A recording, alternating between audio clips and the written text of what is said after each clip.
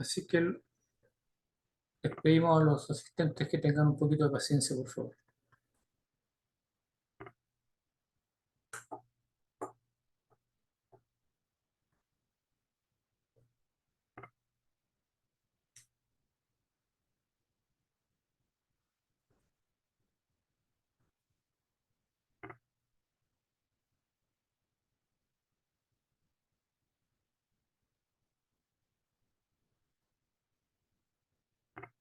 Inconveniente técnico.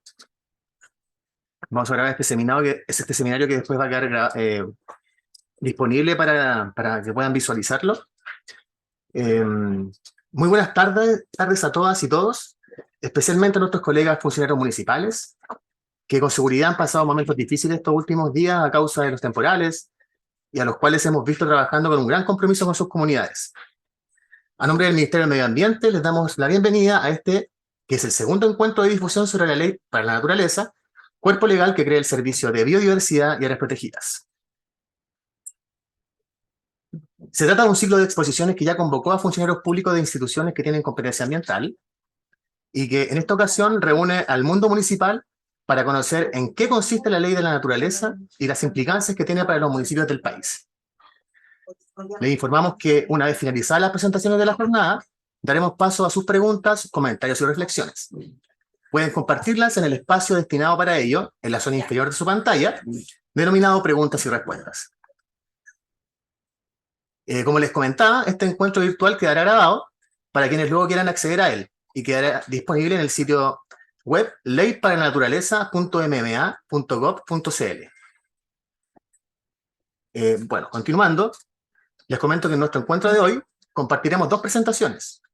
La primera sobre el estado de implementación de la ley y los nuevos instrumentos de conservación, y una segunda presentación sobre las funciones fiscalizadoras y la modificación a otros cuerpos legales. En primer lugar, expondrá la geógrafa Danisa Moya, profesional de la División de Biodiversidad y Recursos Naturales del Ministerio del Medio Ambiente, a quien le damos la bienvenida. Danisa, por favor, la plataforma es toda tuya. Hola Emerson, muchas gracias por la palabra. Hola a todos los asistentes que están hoy en día. Justamente sí, estamos muy contentos de poder mostrarles lo que es la ley, el estado de implementación. Es una ley que estuvo mucho tiempo tramitándose y hoy en día ya estamos a puertas de que entre en vigencia definitivamente. Entonces el Ministerio ha desarrollado distintas charlas para público y va a continuar dándolas de aquí a 2 semanas más. Y entonces vamos a pasar a la presentación. Como les decía Emerson, las preguntas las pueden ir incorporando en el sistema de preguntas y respuestas que sale abajito en la Zoom. Vamos a presentar acá y acá.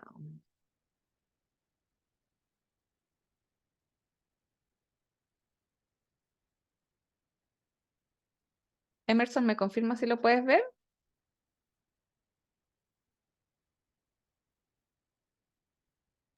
¿Se ve bien, Danisa? Ya, gracias. Ya, entonces vamos a hacer la presentación, la primera parte sobre todo de la implementación de la ley, de esta ley para la naturaleza, que fue el hashtag que la acompañó en toda su última fase de tramitación. Esta ley tiene dos principales ámbitos.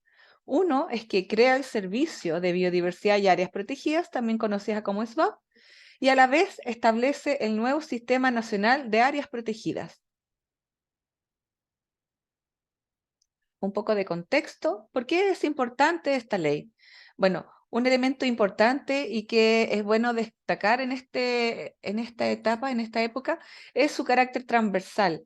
Fue parte de los programas de gobierno desde el año 2014 y también está en el gobierno del actual presidente. Es un instrumento que va a permitir a nuestro país poder abordar la crisis climática y de biodiversidad, la crisis climática de la cual todos somos conscientes, y también de biodiversidad, que estamos con muy malos indicadores de biodiversidad, y les voy a mostrar una pequeña lámina. También es un servicio clave para completar la institucionalidad ambiental, que estaba pendiente este servicio, y de hecho fue una de las recomendaciones que le dio la OCDE a Chile en las últimas 2 evaluaciones de desempeño ambiental, en el año 2005 y en el año 2016, que pudiera completar su institucionalidad ambiental. Cuando decimos que vamos a abordar la crisis de biodiversidad contando con este servicio, ¿a qué nos referimos? Nos referimos que las especies, la pérdida de especies está sucediendo a un ritmo nunca antes visto en la historia. En Chile, ¿qué podemos decir? Más del 50% de los ecosistemas están en una categoría de amenaza. ¿Qué es una categoría de amenaza? Que está amenazado en su supervivencia, que está en estado crítico, en estado vulnerable, en estado en peligro. Y incluso peor aún, si nos referimos a un nivel de especies en Chile, el 62% de las especies que están clasificadas están en una categoría de amenaza. La pérdida de la biodiversidad incluso es un riesgo desde la perspectiva económica, porque hay muchos elementos que nosotros sacamos de la biodiversidad para nuestros recursos naturales. Y cuando hablamos de crisis climática, ¿cuál es la relación con la protección o pérdida de la biodiversidad? Bueno, por una parte hay servicios ecosistémicos que son relevantes en el contexto de crisis climática, como el secuestro de carbono y regulación climática local, la provisión de agua y de agua limpia, la fertilidad del suelo. Son elementos o servicios que nos provee la biodiversidad y que nos ayudan a mejorar nuestra viabilidad como sociedad en un entorno de crisis climática. También en un contexto de crisis climática, la biodiversidad nos ayuda en temas específicos, por ejemplo, a aminorar desastres naturales y olas de calor a través, por ejemplo, de bosques en quebrada. También sirve como sumideros de carbono, haciendo que el calentamiento global pueda ser un poco más lento. Y seguridad alimentaria a través de la fertilidad del suelo. Si mantenemos mayor fertilidad del suelo, vamos a tener mayor posibilidad de generar alimentos. Entonces, la creación de un servicio que trabaje a favor de la biodiversidad es una condición habilitante para cumplir los compromisos internacionales en materia de cambio climático, como la NDC y la estrategia climática de largo plazo. Como yo les comentaba, este era un paso decisivo para completar la institucionalidad ambiental que comienza en el año 2010 con la Ley 20.417. En esa ley se estableció el esquema que estamos viendo en pantalla, el Ministerio del Medio Ambiente, que antes no existía, el Servicio de Evaluación Ambiental, la SMA, los tribunales ambientales. Nosotros podemos ver que a 10 años de la implementación de esta ley, realmente se cambió el paradigma y la forma en que se aborda institucionalmente el Ministerio del Medio Ambiente, y esperamos también poder decir en años posteriores que la implementación del servicio vino a hacer un aporte considerable en la protección de la biodiversidad. Otros elementos de por qué es importante la implementación de esta ley y de este nuevo servicio, porque es una condición habilitante para la implementación del marco mundial Kunming-Montreal, que probablemente ustedes hayan escuchado, la meta 30x30, que los países recientemente se comprometieron a proteger el 30% de los ecosistemas o de su superficie. Si bien Chile está avanzado, tiene alrededor de un 20%, aumentar la protección va a ser muy difícil en los sectores que sean más urbanos, aunque lo necesitamos, va a ser muy difícil porque ya hay mucho suelo privado. Entonces, lo que viene a aportar esta ley es dotarnos de instrumentos para poder hacer gestión efectiva y conservar la biodiversidad de otras maneras, no solamente a través de áreas protegidas, pueden ser como paisajes de conservación, que vamos a verlo más tarde, o de zonas de amortiguación, o también otras figuras que viene a traer esta ley y a partir de las cuales podemos entonces mejorar y lograr también esta meta. Con la implementación del nuevo servicio se fortalecerán los guardaparques con mayor presupuesto. Hay un monto importante que viene a adicionarse a lo que ya existía y también les otorga nuevas facultades fiscalizadoras dentro de las áreas protegidas. Finalmente, una de las ideas más importantes que se comentaba durante la tramitación legal del proyecto es que este servicio va a permitir contar con un sistema único de áreas protegidas que asegure una mirada de sistema, resolviendo la dispersión administrativa. ¿Y qué significa la dispersión administrativa? Como podemos ver en este mapa, podía darse que en un sector colindante había un área protegida que estaba siendo gestionada por Cernapesca, otra más grande probablemente gestionada por CONAF, otra quizás marina gestionada o administrada por el Ministerio del Medio Ambiente. Y esa dispersión institucional tiene como consecuencia ciertas ineficiencias. Por ejemplo, no se pueden generar coordinación para el patrullaje, el monitoreo, tienen distintos planes de manejo, se administran con distintos recursos, hay duplicidad de vehículos, herramientas, instrumentos y distintas leyes y reglamentos, lo cual aumenta la ineficiencia, considerando además que existe siempre un presupuesto bajo para la conservación. Es vital poder hacer rendir cada peso que podamos contar. Como les comentaba, fue una larga tramitación que parte en el año 2010, en el 2011 ingresa el primer proyecto de ley, el cual finalmente se retira y se ingresa un segundo proyecto de ley en el 2014. Por ahí pasa por las comisiones de medio ambiente, por las comisiones de agricultura, por las comisiones de hacienda. Por el año 2016 aproximadamente tiene una consulta indígena. Tuvo varios informes financieros, siendo el último el que fue aprobado en el año 2023, en enero de este año, el último informe financiero sustitutivo con el cual se pudo, por ejemplo, entre otras cosas, consignar un fuerte aumento de guardaparque para el nuevo servicio y el nuevo sistema de áreas protegidas. Y finalmente, el 14 de junio de este año es aprobada esta ley. Como les comentaba, en el informe financiero de diciembre del 2022, aprobado en enero del 2023 por la Comisión de Hacienda, se establece un aumento del casi el 58% del presupuesto al medio ambiente en régimen, es decir, cuando el nuevo servicio esté en completo funcionamiento. Ahora, ¿qué falta para que sea ley? Ya tenemos que el 14 de junio fue aprobada la ley en el Parlamento. Luego tuvo que ir al Tribunal Constitucional para evaluar que efectivamente todas sus disposiciones estuvieran acorde a la Constitución vigente. Y ese proceso se terminó el viernes pasado. Y entonces, ¿qué nos queda? Que el presidente firme el decreto promulgatorio y finalmente que pase por Contraloría para poder quedar en estado de toma de razón y ser publicado. Una vez que es publicada la ley, entra a regir.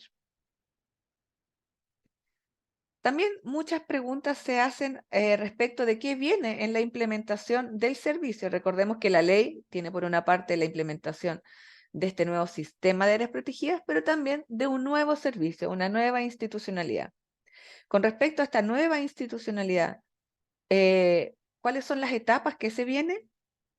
Este es un cronograma tentativo que permite ilustrar las grandes etapas. Y entonces nosotros en julio, ya estamos en agosto, estamos en una etapa de aprobación de la ley, en un escenario que ya fue aprobado la ley SBAP, y entonces se está socializando en distintos grupos.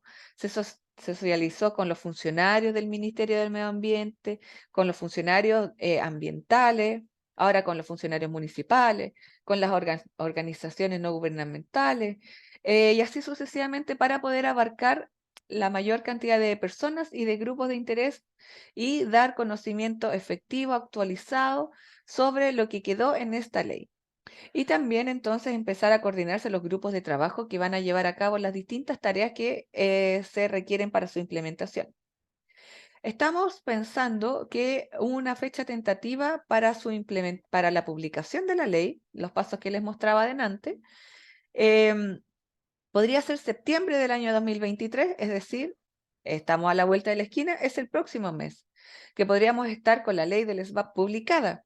A partir de la fecha en que se publica la ley del SBAP, empiezan a contar dos plazos importantes. Desde ese momento hay plazo de 1 año para que se emita el decreto con fuerza de ley. Más adelante entraré en detalles de qué es el decreto con fuerza de ley.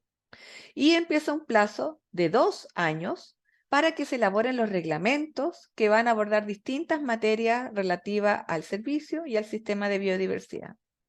Entonces, 1 año posterior vendría siendo septiembre del 2024, donde ya debería haberse emitido este decreto con fuerza de ley. ¿Y qué va a decir este decreto con fuerza de ley? Entre otras cosas, que entra en funcionamiento el SBAP.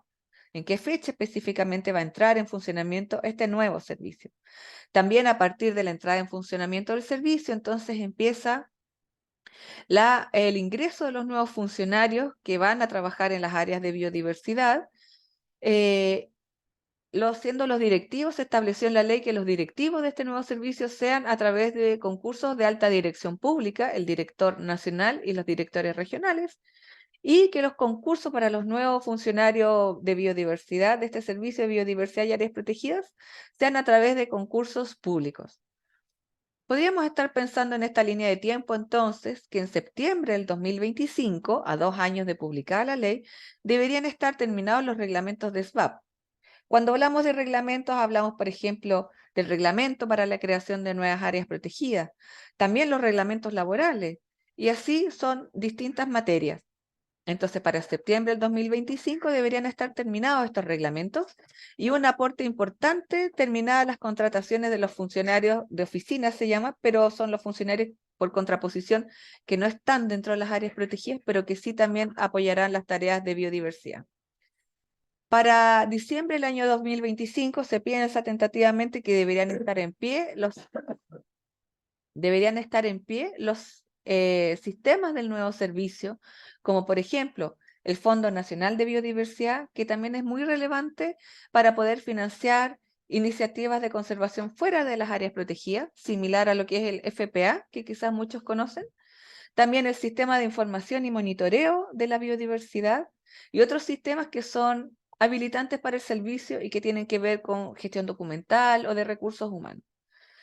En esta progresión de tiempo, para el año 2026, entonces debería haber terminado los procesos de levantamiento del nuevo servicio.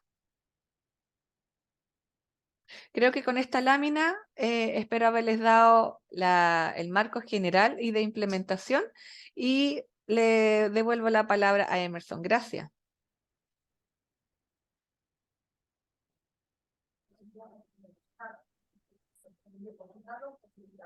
Muchas gracias, Darisa, por tan interesante presentación. Bueno, le recordamos que las consultas serán canalizadas a nuestros panelistas al final de las presentaciones. Pasaremos ahora a la segunda presentación de esta tarde, centrada en las funciones fiscalizadoras de la nueva ley y las modificaciones que genera en la institucionalidad ambiental de nuestro país.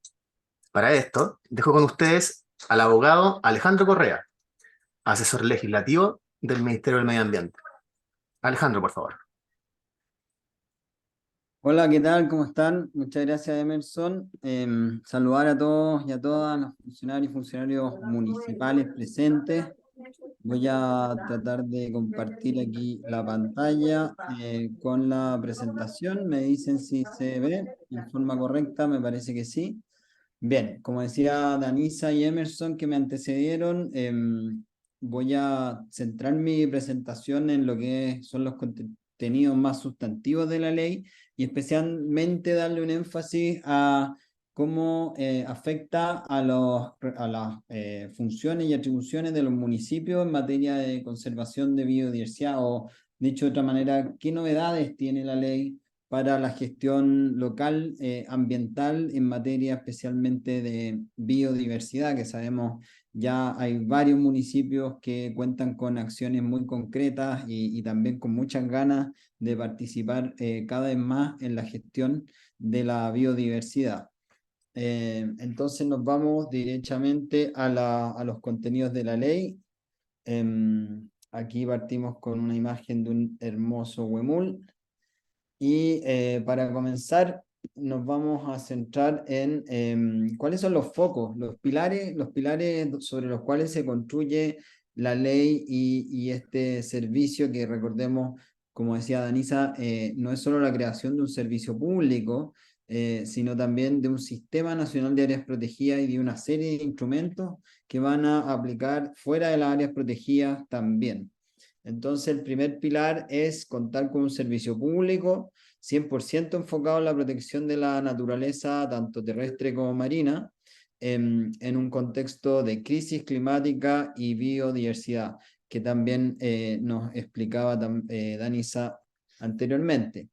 Luego, un segundo pilar es resolver la preocupante dispersión institucional que afecta a las áreas protegidas, que también ejemplificaba Danisa muy bien, que digamos tenemos muchos ejemplos para poder dar cuenta de aquello y que es uno de los focos que se quiere atacar con esta ley, integrándola en un solo servicio y en un mismo sistema, todas las áreas, tanto terrestres como privadas, marinas y públicas. Luego, un tercer foco o pilar es contar con instrumentos para la conservación de la biodiversidad en todo el territorio nacional, es decir, tanto dentro de las áreas protegidas como fuera de ellas, y ya vamos a ver cuáles son estos instrumentos. Y por último, el cuarto pilar es fortalecer la normativa y aumentar el financiamiento de la conservación que también explicaba Anisa en detalle. Entonces, esos son los pilares y ya nos vamos a ir a la estructura y al contenido de la ley, que como se muestra en esta lámina, tenemos 6 títulos y un título final que sería el de las disposiciones transitorias, que regula todo el paso que va a haber entre el actual sistema regulatorio y las competencias de los servicios públicos al nuevo servicio y el nuevo sistema. Entonces, en esta presentación nos vamos a centrar principalmente en el título 3, que son los instrumentos de conservación de la biodiversidad, y en el título 4, que es el Sistema Nacional de Áreas Protegidas. También otros temas relevantes son la fiscalización y sanción y la modificación a otros cuerpos legales, pero lo vamos a ver más someramente. El corazón de la ley y el corazón de este, digamos, uno de los pilares que mencionaba antes, sobre el cual se construye este diseño institucional, es el Sistema Nacional de Áreas Protegidas, conocido como SNAP, que viene a integrar el actual SNASPE, Sistema Nacional de Áreas Silvestres Protegidas del Estado, que se encuentra bajo la administración actual de CONAF, ¿no es cierto?, con una serie de otras categorías de manejo que vamos a ver a continuación.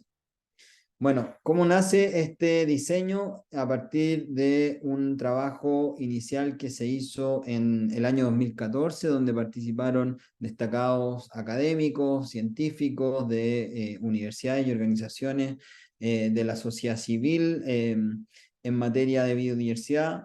Ahí vemos algunas fotos de algunos de ellos, como el profesor Simonetti, que muchos de ustedes conocerán. Estuvo participando de esta comisión asesora parlamentaria, también Bárbara Saavedra, Estefan Gelsich, Pablo Márquez, Eduardo Fuente, Evelyn Avid de la Universidad de Concepción, así como otras organizaciones que lo que hicieron fue acordar una serie de mínimos comunes sobre los cuales se debería instalar este sistema, y entre las cosas que se mencionaron fue homologar las actuales áreas protegidas que existen en nuestro ordenamiento jurídico a las categorías que propone la UICN, la Unión Internacional para la Conservación de la Naturaleza. Eso no se había logrado hasta muy avanzada la tramitación del proyecto, es decir, en segundo trámite en la Cámara de Diputados y Diputadas se logró este cambio que implicaba una serie de modificaciones y una serie de explicaciones sobre un tema tan complejo y tan técnico que debían aprobar los diputados y diputadas.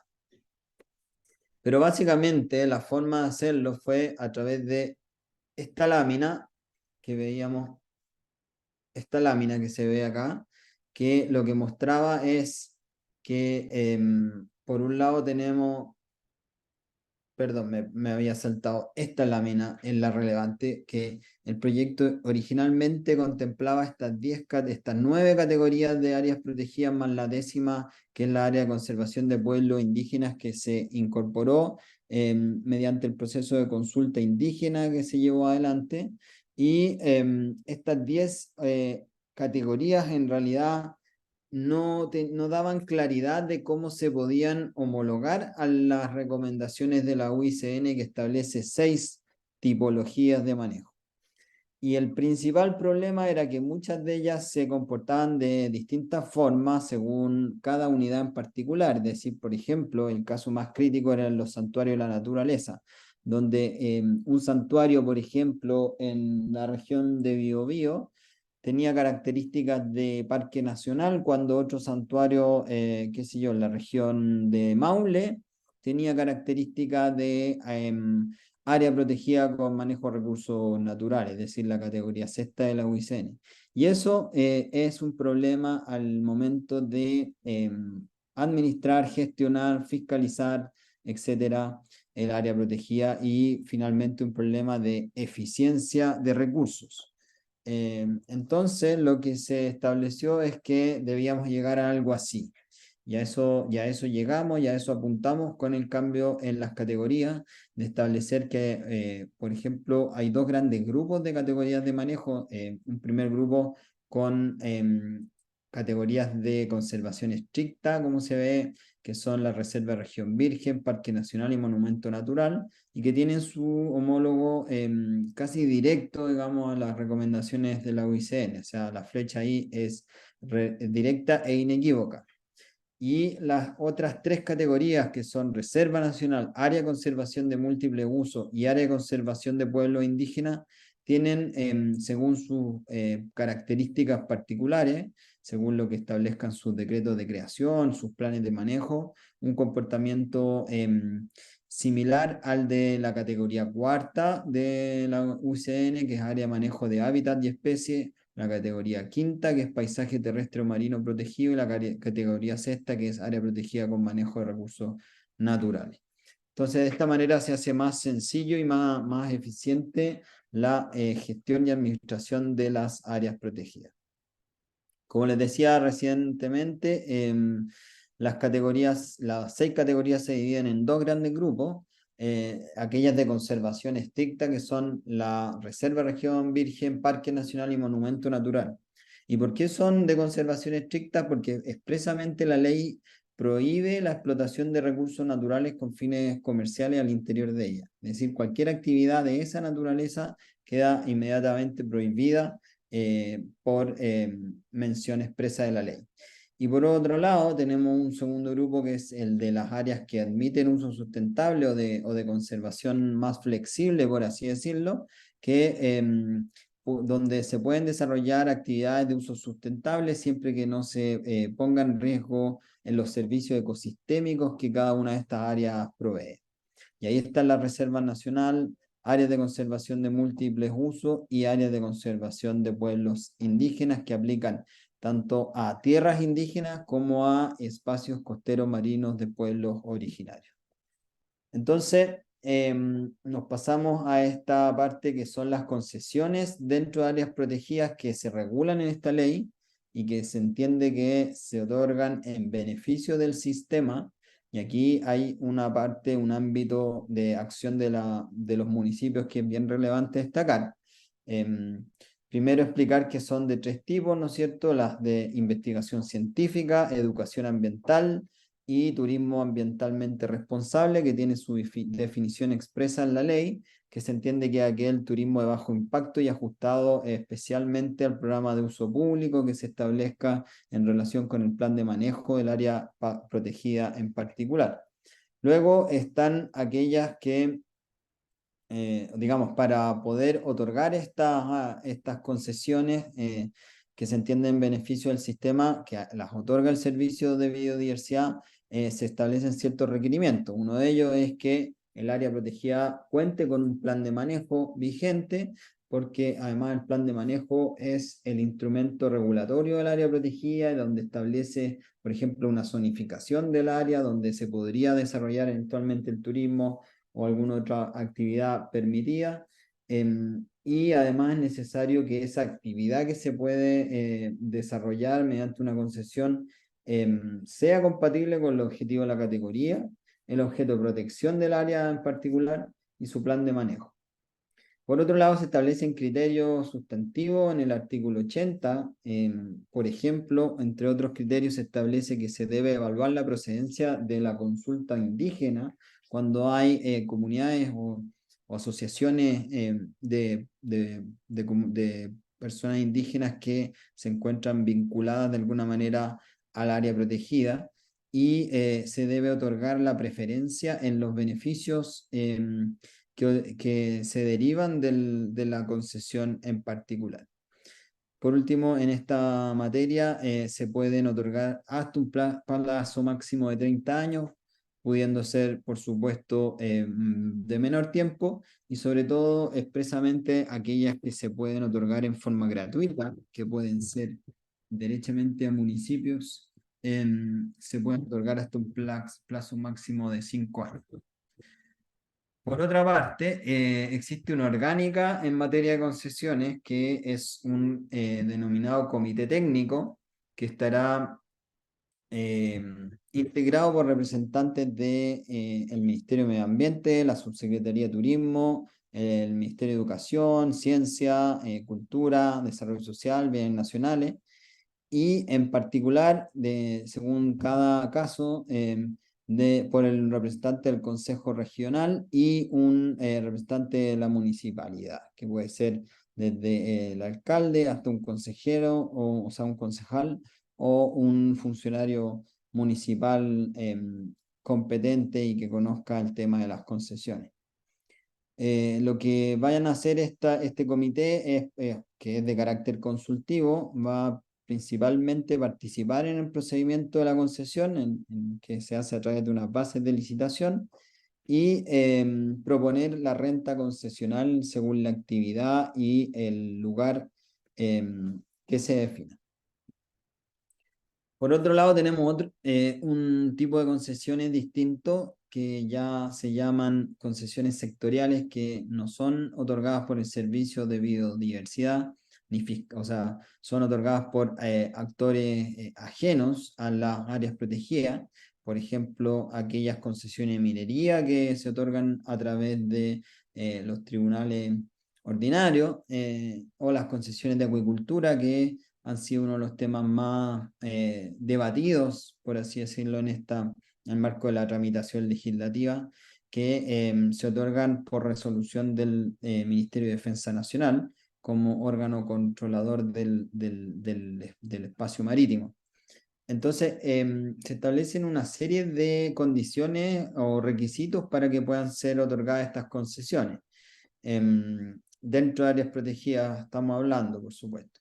Entonces, para que se pueda otorgar este tipo de concesiones, es requisito que la actividad que se pretende desarrollar sea compatible con los objetivos de la categoría, con el objeto de protección y con el plan de manejo, que a su vez este plan de manejo como instrumento regulatorio podría establecer, por ejemplo, incompatibilidades o actividades prohibidas dentro del área protegida. Y para verificar esa compatibilidad se requiere un informe favorable del Servicio de Biodiversidad, sin el cual no se puede otorgar la concesión sectorial. Es decir, por ejemplo, en el caso de una concesión de acuicultura, el Ministerio de Defensa no podría otorgar una concesión sin contar con este informe favorable del Servicio de Biodiversidad, que de ser desfavorable, obviamente debería ser rechazada esa concesión. O por otro lado, se establece expresamente una prohibición de otorgamiento de concesiones sectoriales para explotación de recursos naturales en aquellas áreas donde se prohíbe también su explotación de recursos naturales. Es decir, no se podrá otorgar la concesión para llevar a cabo la actividad, como por ejemplo una concesión de acuicultura, como tampoco desarrollar una acuicultura que se pueda eventualmente hacer sin concesión, o alguna actividad, por ejemplo, un espacio terrestre que no requiera eventualmente una concesión para llevarse a cabo. Seguimos adelante entonces con las áreas protegidas privadas. Las áreas protegidas privadas son áreas, digamos, protegidas que se encuentran dentro de una propiedad privada, como lo dice su definición, y para poder crearse se inicia el procedimiento mediante solicitud del propietario o los propietarios al director regional del servicio. Se crea a través de un decreto supremo del Ministerio de Medio Ambiente, pero a diferencia de las áreas protegidas del Estado, en este caso no se requiere el pronunciamiento del Consejo de Ministros para Sustentabilidad del Cambio Climático. Por otro lado, se establece como requisito publicidad que el propietario reduzca a escritura pública este decreto y lo inscriba en el conservador de bienes respectivo, para que así cualquier otro eventual comprador del área, por ejemplo, tenga información pública respecto de esta, de alguna manera, gravamen que afecta a la propiedad en términos jurídicos. En cuanto a los planes de manejo, estos van a ser elaborados por sus propietarios bajo los lineamientos y el apoyo del servicio de biodiversidad y serán aprobados por resolución de este mismo servicio. Por otra parte, algo muy relevante es que las áreas protegidas privadas contarán con beneficios y incentivos para poder crearse, y uno de ellos son los beneficios tributarios, es decir, exenciones al impuesto a la herencia, al impuesto territorial, entre otros. Entonces, dicho eso, nos pasamos ahora a los instrumentos de conservación de la biodiversidad que están fuera de las áreas protegidas, ¿ya? Con esta imagen del carpintero. ¿Cuáles son? Principalmente el instrumento basal, digamos que sirve de insumo para cualquier medida que se pretenda adoptar, es el sistema de información de la biodiversidad y el monitoreo respecto de los distintos tipos de ecosistemas que existen.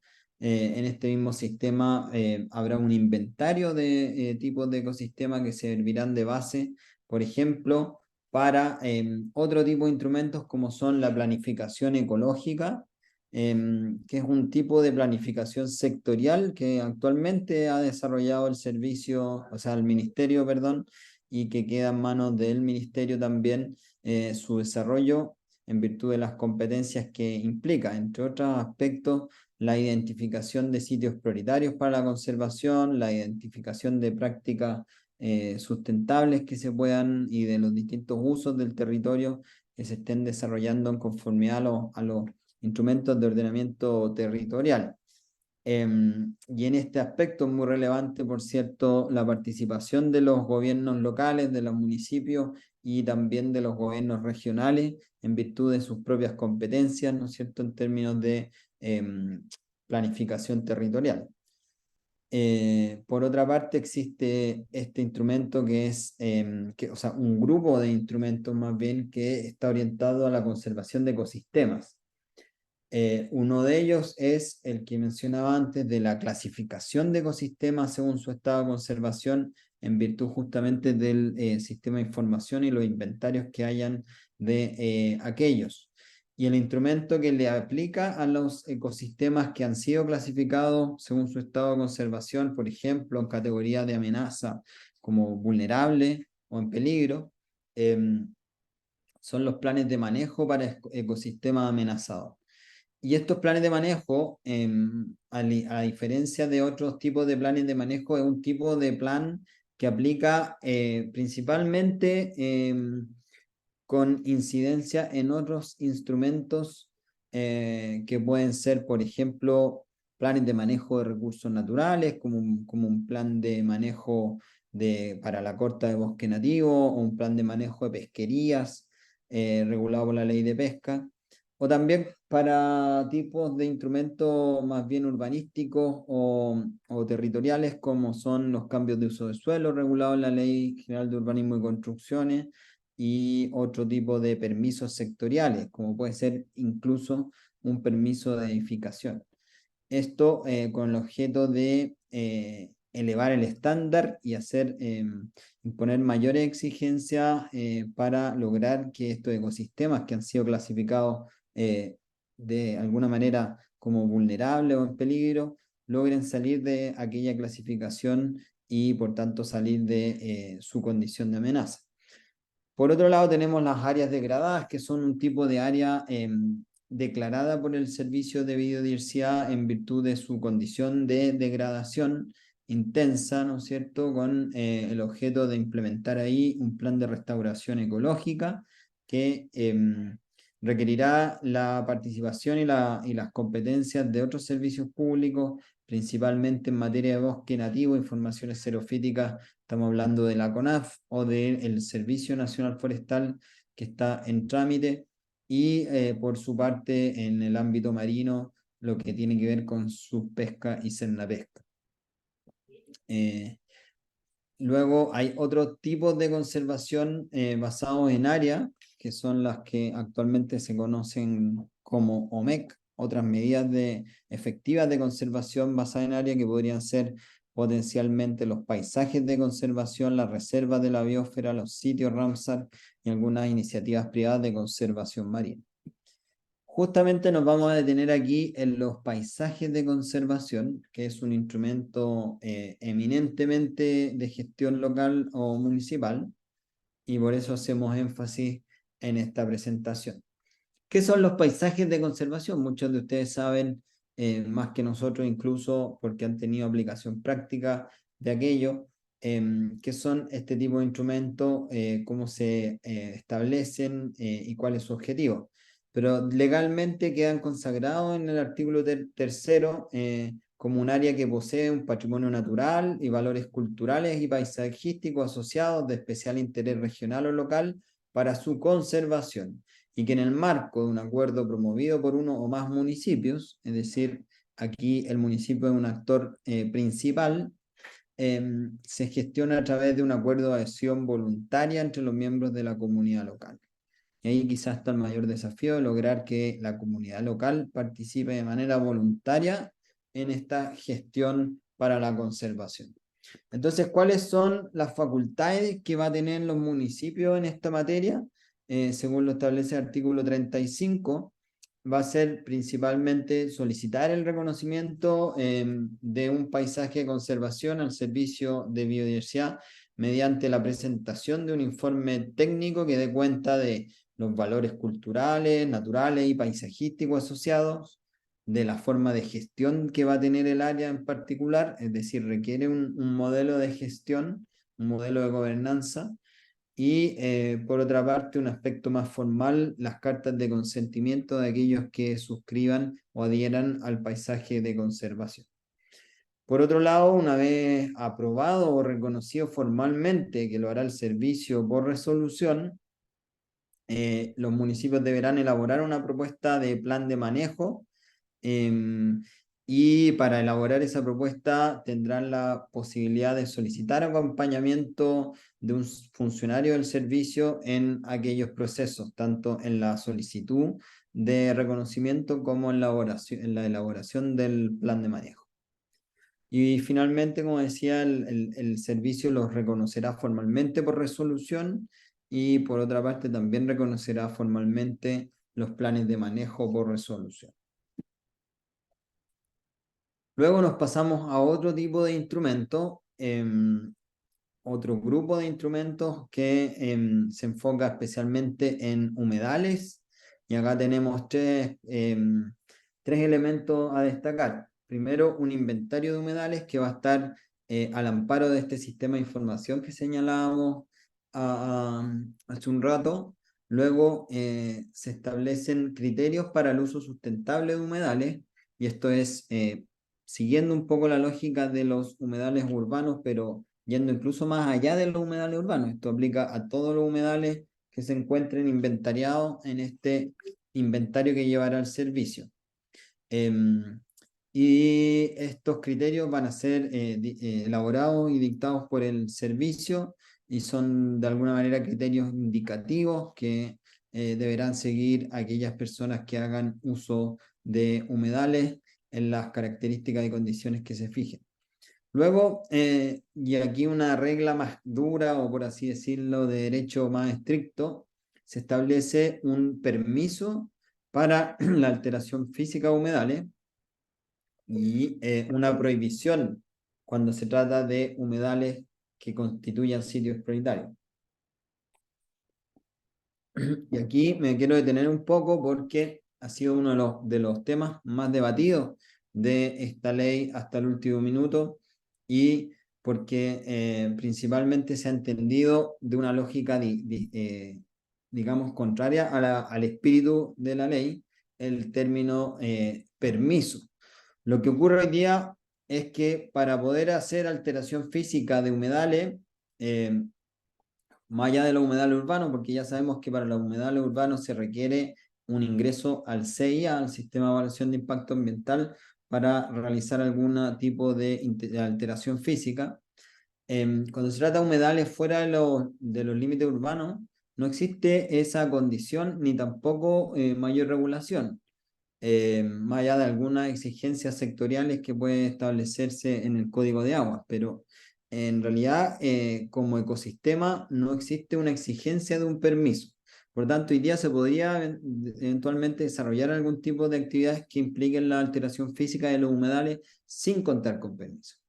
Y es por eso que la exigencia de un permiso viene a poner un obstáculo al desarrollo de estas actividades, y el permiso solo se puede otorgar en la medida que la actividad que se va a desarrollar no produzca una alteración o un daño permanente a la estructura y función del humedal. Ese es el objetivo del permiso, evitar que eso ocurra. Y por otro lado, que se trata de un permiso que otorga el Servicio de Biodiversidad, y es un permiso que se entiende la lógica de los permisos ambientales sectoriales, es decir, un PAS nuevo que se agrega en el marco del CIA. Por otro lado, como les decía, está el tema de la prohibición a la alteración física de humedales que constituyen sitios prioritarios. Y ahí significa que, por lo tanto, no se va a poder ni siquiera otorgar el permiso para producir una alteración física, porque va a estar prohibido en forma absoluta cuando se trate de una alteración física.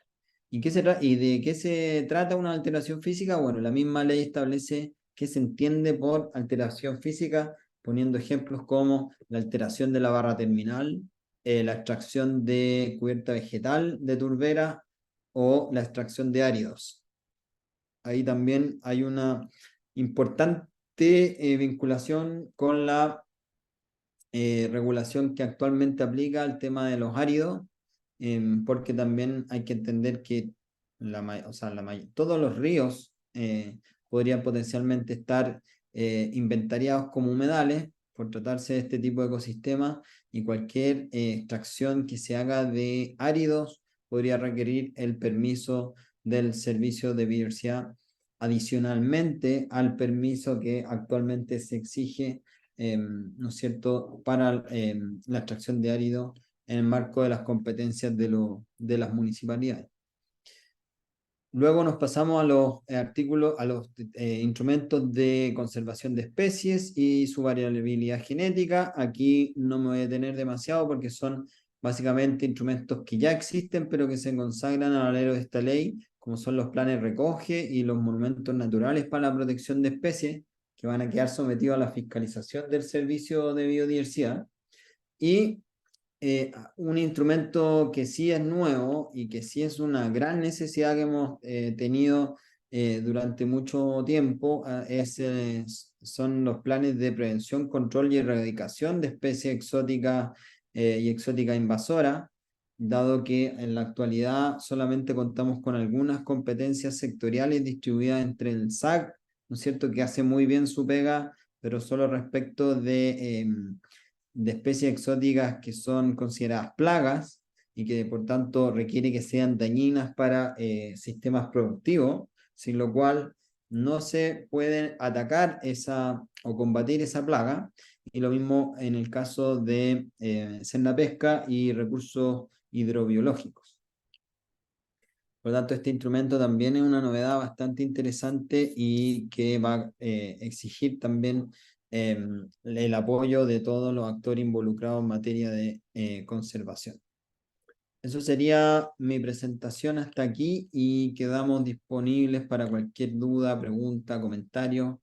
Así que muchas gracias, Emerson, y te dejo la palabra.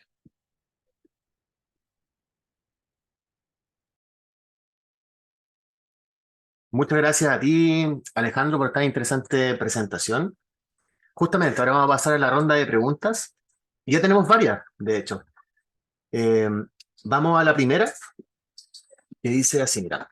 En mi comuna tenemos declarado un santuario de la naturaleza, el cual su plazo para tener su plan de manejo vence en diciembre del 2023.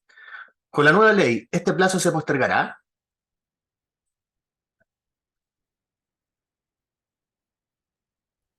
Buena pregunta, gracias Emerson. Ahí la verdad es que no hay una postergación de procesos que se están llevando a cabo actualmente, y más bien lo que debiera ocurrir es que esos procesos se debieran, digamos, seguir desarrollando, pero al alero de esta ley, es decir, cumpliendo las disposiciones que establece esta ley.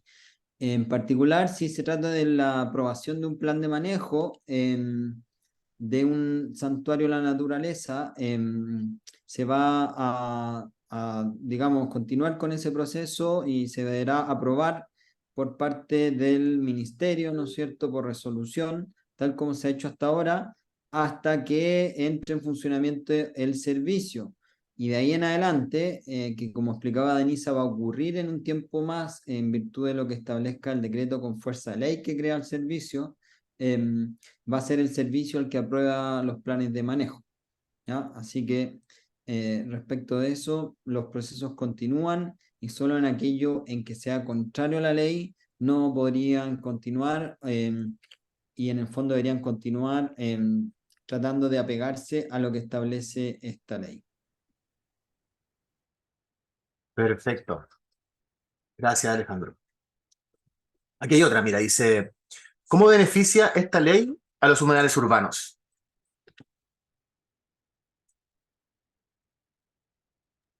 Bien, me esperaba que surgiera esta pregunta. Evidentemente, el tema de los humedales urbanos en los últimos años ha sido uno de los más intensos en materia ambiental.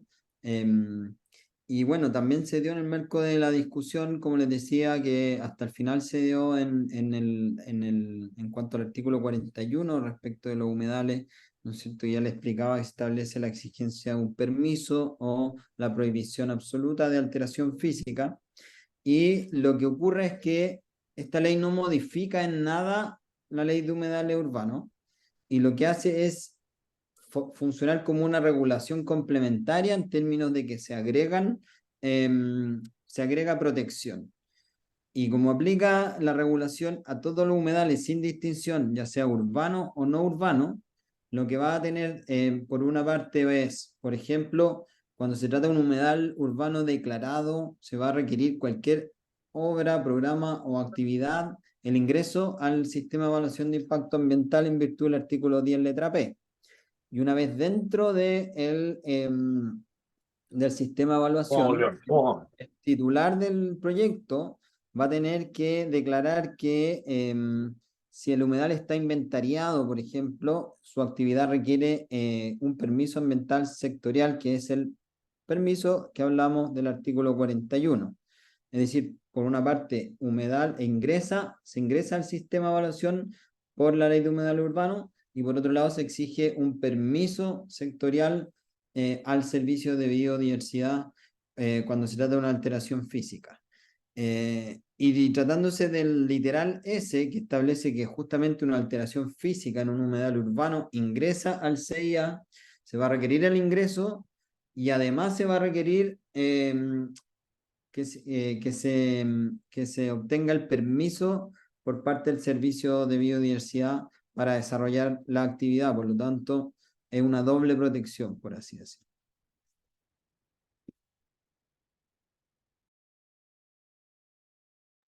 No se escucha Emerson, por si acaso. Disculpen, estaba silenciado. Perfecto, muchas gracias, Alejandro. Clarísima respuesta. Bien. La siguiente consulta es de Constanza Pavés y dice, este servicio ayudaría a levantar información científica y líneas bases en humedales urbanos para generar un plan de manejo integral según la ley de humedales urbanos. Claro, efectivamente, dentro del marco del sistema de información que tiene esta ley, digamos, y este servicio que va a quedar bajo su responsabilidad, justamente la idea es contar con toda la información relativa a los distintos ecosistemas, siendo los humedales un tipo de ecosistema muy importante. Y además se agrega el tema del inventario nacional de humedales, que, como sabemos, hoy día existe un inventario alojado dentro del Ministerio de Medio Ambiente, y que en adelante será una función que llevará a cabo el Servicio de Biodiversidad, sobre los cuales como también explicaba, se establecerán una serie de instrumentos, entre ellos los criterios sustentables, criterios para el uso sustentable de todos los humedales. Perfecto. Otra consulta de Constanza dice, ¿existirán fondos para elaborar y llevar a cabo el plan de manejo? Lo digo por las especies exóticas invasoras.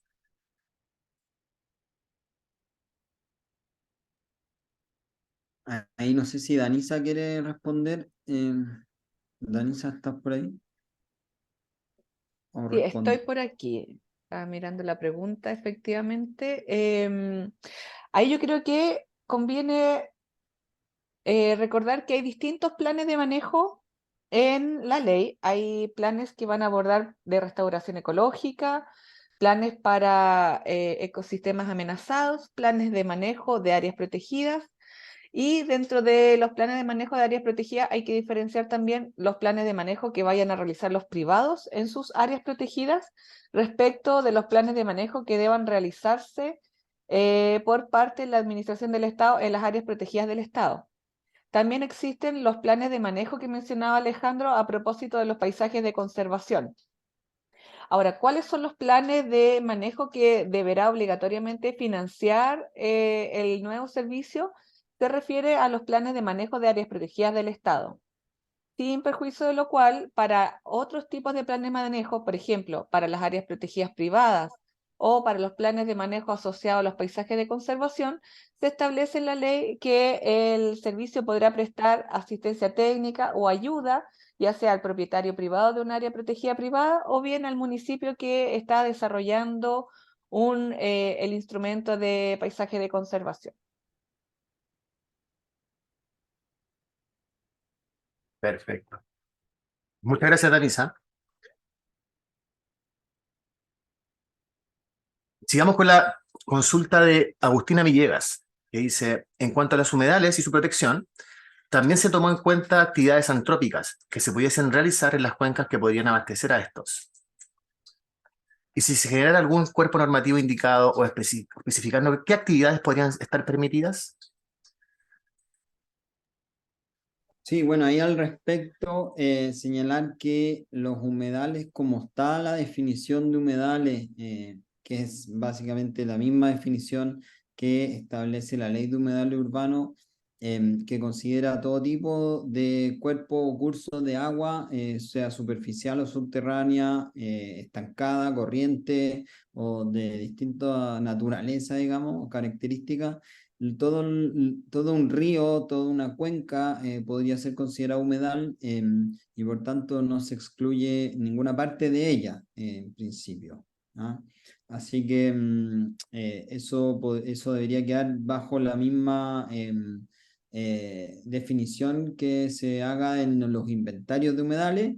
Y como les decía, respecto de humedales inventariados, se requerirá la obtención de un permiso previo para poder realizar actividades que constituyan como alteración física de humedales.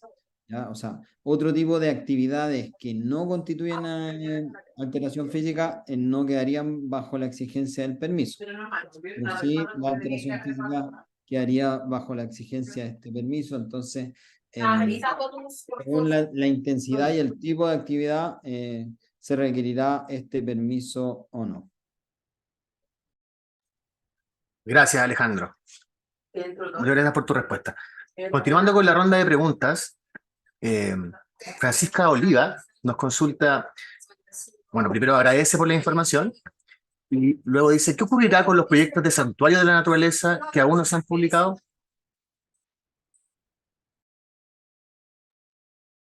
Bueno, la ley lo que dice en su artículo quinto transitorio es que los santuarios de naturaleza que se hayan creado con anterioridad a la ley deben someterse a un proceso de reclasificación. Es decir, no se va a perder ningún metro cuadrado, por así decirlo, de santuario de naturaleza, sino que solamente se van a reclasificar bajo alguna de las nuevas categorías del sistema. Respecto de los que no han sido creados hasta la fecha de entrada en vigencia de la ley, podrán seguir su procedimiento de creación, pero bajo alguna de las nuevas categorías del sistema. Es decir, la reclasificación se va a hacer dentro del mismo proceso de creación. Esa es un poco la respuesta que se puede dar. Nuevamente, gracias Alejandro. Continuamos con la siguiente pregunta que dice, en relación con el permiso para la alteración física de humedales no declarados, ¿cómo se relaciona su otorgamiento con la letra S del artículo 10 de la ley 19.300, que se aplica a todo humedal? Bien, esta pregunta es bien técnica y no es tan sencilla, incluso para los abogados que me imagino redactaron esta norma, porque la norma del literal S lo que hace es ampliar la protección de humedales urbanos, entendiendo por tales no solo los que sean declarados oficialmente por el Ministerio de Medio Ambiente, sino todos aquellos humedales que se encuentren dentro total o parcialmente del polígono urbano, ¿cierto? Y respecto de aquellos, se exige el ingreso al CIA toda vez que se trate de una alteración física o química, ¿ya? Es decir, es una regulación bien exigente, que incluso han habido sentencias de los tribunales ambientales que han sido contradictorias entre sí por el entendimiento de este literal, y que la Contraloría, por una parte, dijo algo en virtud de un dictamen y que después tuvo que retrotraerse por efecto de una sentencia de la Corte Suprema. Entonces es una materia bien delicada, bien técnica, pero a la pregunta lo que puedo decir es que si se trata de una alteración física de humedal no declarado, como digo, le aplica igualmente el literal S si se enmarca dentro del límite urbano, es decir, total o parcialmente dentro del límite urbano. Ahora, si está el humedal totalmente fuera del límite urbano, quiere decir que no ingresará al CIA la actividad que se quiera desarrollar en ella y que implique una alteración física, pero sí le aplicará la exigencia del permiso, ¿ya? Es decir, en términos muy sencillos, si está dentro de los límites urbanos, se requiere ingreso al CIA toda alteración física. Si está fuera de los límites urbanos, se requiere el permiso toda alteración física. Genial, clarísimo, Alejandro. Aquí hay otra pregunta que dice, ¿los planes de manejo deben estar previamente aprobados para realizar las facultades que nos competen como un municipio o en el transcurso de la solicitud al servicio de un paisaje de conservación? ¿El servicio tendrá esas facultades?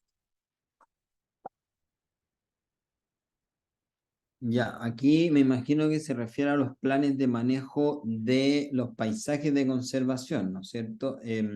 Entiendo que es así. Entonces, lo que ocurre es que para que aplique un plan de manejo de un paisaje de conservación, primero tiene que reconocerse el área como un paisaje de conservación. Entonces, en rigor, el municipio lo primero que debiera solicitar es el reconocimiento del paisaje de conservación al servicio, quien reconocerá formalmente el paisaje mediante una resolución que establezca desde el polígono del área, porque estos son áreas, ¿no es cierto? Y por lo tanto requieren un polígono, y establezca otros aspectos como las exigencias que establecen en la ley y que leíamos en la presentación respecto a la forma de gestión y a los propietarios, digamos, que serán afectados por este instrumento, pero que adhieren voluntariamente a este tipo de gestión. Entonces, una vez que está reconocido formalmente el paisaje por el servicio, finalmente la municipalidad debe elaborar el plan de manejo del paisaje, y para poder desarrollar ese plan de manejo puede pedirle apoyo de un funcionario del servicio quien participará en el proceso de elaboración de ese plan y que además también será aprobado por el Servicio de Biodiversidad.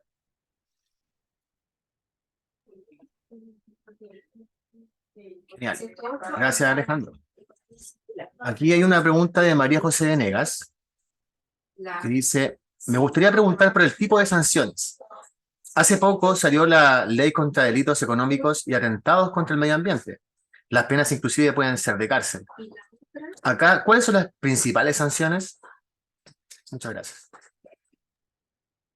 Bien, acá de nuevo hay que volver a la lógica y muchas gracias María José por la pregunta, muy atingente porque por lo demás la ley de delitos económicos y ambientales se acaba de publicar y establece justamente como un tipo penal la afectación a las áreas protegidas que formen parte del sistema y pudiendo establecerse como pena privativa de libertad a las personas que atenten contra las áreas protegidas.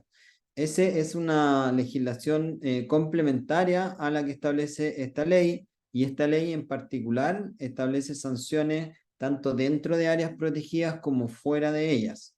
Dentro de áreas protegidas se establecen como sanciones, por ejemplo, haber infringido o incumplido las disposiciones del plan de manejo, o haber incumplido o infringido las prohibiciones que se establecen expresamente dentro de áreas protegidas, como algunas conductas, por ejemplo, herir o dar muerte ejemplar a la fauna nativa, introducir ganado o otro tipo de especies exóticas al área, o cualquier tipo de afectación al patrimonio natural del área, podría ser digamos, sancionado con multas que van hasta 15.000 unidades tributarias mensuales.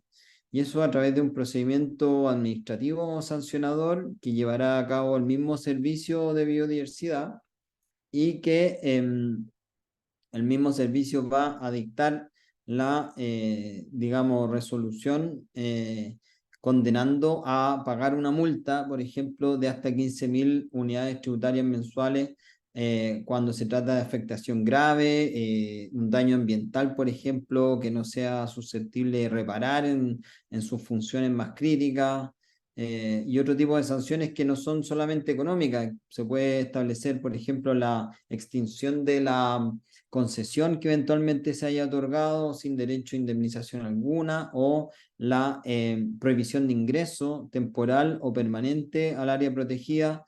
Y esto es además de las sanciones que podrían aplicar en virtud de la ley orgánica de la Superintendencia de Medio Ambiente, que como sabemos va a tener va a seguir teniendo la competencia respecto de las RCA que eventualmente existieren dentro de áreas protegidas, y ahí las multas van, incluso son mucho más altas, llegando hasta 10.000 unidades tributarias anuales.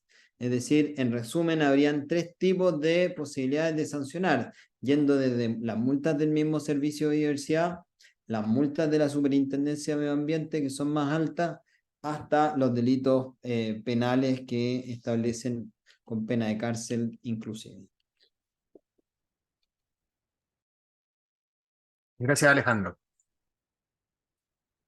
Continuando, aquí hay otra consulta acerca de los humedales y en consideración a las prohibiciones de alteración física. La consulta es, ¿se prohíbe la extracción de pom-pom o se requiere un permiso? En caso que sea lo segundo, es decir, permiso, ¿se solicitaría tras la presentación de un plan de manejo, cuotas, etcétera? Bien, esa también es una pregunta muy atingente, porque por lo demás me imagino Valentina está siguiendo la tramitación del proyecto de ley de protección ambiental de turberas, que se encuentra en comisión mixta actualmente, y para resolver justamente discrepancias que se produjeron entre el Senado y la Cámara. Entonces, para poder responderte eso fehacientemente, tendríamos que esperar qué resulta de esa ley, porque esa es la ley que va a regular expresamente el tema del pompón. aunque en un principio esa ley no tenía ninguna consideración respecto del musgo sphagnum, que es el pompón, sino solo se orientaba a la turba, a la extracción de turba, que actualmente se permite su extracción mediante un ingreso al CIA y una obtención de RCA. Sin embargo, lo que se está tratando de aprobar, digamos, por parte de este gobierno y de llevar adelante es que se establezca una prohibición absoluta de extracción de turba y que el manejo del pompón o del musgo sphagnum sea a través de los criterios que establezca el reglamento, criterios de sustentabilidad o los criterios que establezca la misma ley, a través de planes de cosecha que digamos serían una especie de planes con mayor exigencia que las que actualmente existen a partir del decreto 25 de Ministerio de Agricultura, ¿no es cierto?, establece los planes de cosecha del musgo sphagnum. Pero para poder, digamos, responderte concretamente, como te digo, hay que esperar qué pasa con la ley de turberas que actualmente se encuentra en tramitación y que además requirió el apoyo de un comité científico especialista en manejo de turbera y que van a dar recomendaciones para seguir adelante con este tema. Genial, muchas gracias nuevamente, Alejandro, por tan completa respuesta. Ahora, vamos a continuar con algunas preguntas que quedaron ahí estipuladas en el chat, y no en la zona de preguntas y respuestas. Aquí dice Matías Siegmund. Quisiera consultar. En mi comuna contamos con un área de bosque nativo. Es un sitio que Bienes Nacionales ha otorgado como dato por 5 años en la municipalidad. El trabajo allí desarrollado ha tenido un foco de conservación, desarrollo de educación ambiental y turismo bajo impacto. Se pretendía buscar declarar este sitio como RENAMU, es decir, Reserva Natural Municipal, para lo cual se ha hecho un trabajo comunitario y político buscando convencer a las autoridades. En el marco de esta nueva ley, ¿cuál sería la opción para destinar esta área de conservación bajo el manejo y gestión municipal? Buena pregunta, porque esta respuesta no está expresamente en la ley respecto de las RENAMU, dado que no se establece su definición ni forma de regulación específica, pero entendiendo que las RENAMU son, digamos, áreas de propiedad municipal y por tanto no de propiedad fiscal, que se encuentran bajo su administración, ¿no es cierto?, y que por tanto la municipalidad ha destinado para la conservación, es necesario entenderlo como una forma de área protegida privada, porque se trata de áreas que no son públicas, es decir, no son áreas de propiedad fiscal, como lo establece la ley, o bien nacional de uso público, que son las dos formas bajo las cuales se entienden las áreas protegidas del Estado. Entonces, en resumen, las RENAMU deberían ser acogidas al Sistema Nacional de Áreas Protegidas mediante la solicitud de declaración por parte del municipio al Ministerio de Medio Ambiente, que creará las áreas protegidas privadas, como decíamos, mediante decreto supremo, y todo ello a través de un procedimiento que va a estar establecido en un reglamento. Perfecto. Vamos con la última pregunta en honor al tiempo, de Paola Peña. Dice así: ¿la solicitud de paisajes de conservación es voluntaria o es obligatorio para los municipios requerir la afectación? Hemos tenido problemas en relación a humedales urbanos, ya que hacer la solicitud implica destinar recursos que muchas municipalidades no tenemos. No sé si Danisa, quiere por ahí en tema recursos responder.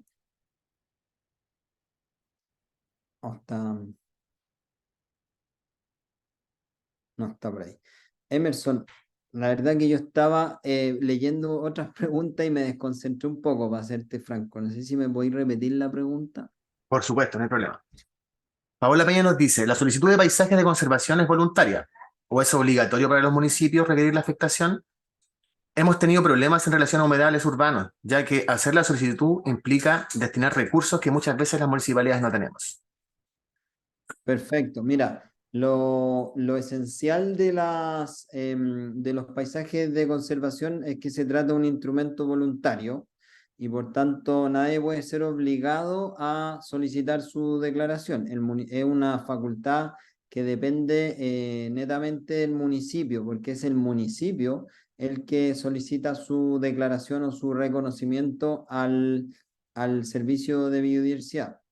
Entonces, el municipio tendrá que evaluar si es que están las condiciones mínimas para poder avanzar con un proceso de reconocimiento y habiendo esas condiciones mínimas y aún faltando recursos, por ejemplo, para elaboración o reunir los elementos básicos que se requieren para su reconocimiento, como por ejemplo tener un informe que dé cuenta de las características ecológicas, culturales, de los valores del área.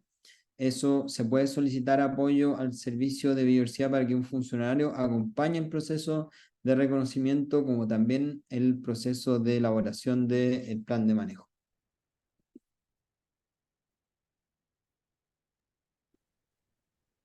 Perfecto. Agradecemos a nuestros colegas por tan interesantes preguntas y tan también interesante interacción que se generó. Creo que quedaron muchas cosas claras en relación a la ley de la naturaleza.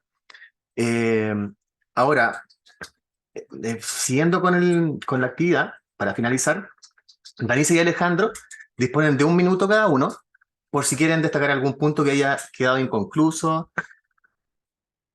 Así que adelante, les doy la palabra Un nuevamente. minuto estamos con el, El reloj. con el clock.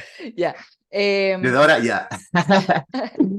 Bueno, colegas y todas las personas que están acá, muchas gracias por haber asistido. Yo lo último que quisiera reforzar es que esta ley trae instrumentos y como todos los instrumentos pueden, como una tijera cualquiera, puede servirnos, no servirnos. Entonces es lo que nosotros hacemos con estos instrumentos lo que finalmente deja un legado. Entonces, ¿qué instrumentos yo destaco? En particular esto de los paisajes de conservación, que es voluntario, que puede solicitar apoyo técnico en el futuro a los representantes del SBAP, y sobre todo para aquellas comunas, municipios donde tengan dinámicas que puedan potenciar del cuidado de la naturaleza, los niños que hagan jornadas de limpieza, porque son dinámicas que promueven la cohesión social, además de cuidar el medio ambiente, que finalmente si tenemos medio ambiente sano, también tenemos comunidades sanas. Entonces, para aquellas comunas que vean dentro de su vocación de desarrollo estas actividades, es un instrumento que les va a servir. Así como el Fondo Nacional de Biodiversidad, que no lo alcanzamos a tocar, pero es un FPA que va a tener financiamiento para financiar acciones de conservación, justamente que puedan ir potenciando estas acciones de las comunidades. Y también promoción de la educación ambiental. Entonces, en síntesis, quiero comentar que uno de los elementos de este nuevo paradigma que de a poco se va a ir instaurando, que es paulatino, es gradual, pero que llegó para quedarse, tiene que ver con el rol de las comunidades en la protección de la biodiversidad, y de ahí también un actor importante que fue considerado en distintos instrumentos de los municipios como un actor clave dentro de la gobernanza a nivel local. Así que eso, muchas gracias y que les vaya muy bien a todos en las comunas. Gracias, Danisa. Alejandro, ¿quieres decir algunas palabras para el cierre? Sí, yo creo que me quedan como 5 segundos, pero solamente decir que, no, que lo que dijo Danisa me representa bastante, así que no voy a profundizar en eso y agradecer a todos por el interés, por las muy buenas preguntas que hicieron. Se nota que están muy a caballo de los temas y que bueno, cada vez que nos toque dialogar vamos a estar aquí disponibles para apoyar desde el ministerio y seguir avanzando en la protección de la naturaleza. Muchas gracias. Gracias, Alejandro, por tus palabras. Bueno, finalmente, nuevamente queremos agradecer por la participación de cada uno de ustedes. Y siguiendo con este ciclo de conversatorio, les informamos que el próximo martes 29 de agosto, a las 4, tendremos un nuevo encuentro sobre la ley para la naturaleza, esta vez dirigido a las comunidades educativas. Así que agradecemos su participación. y muy buenas tardes. Que estén muy bien.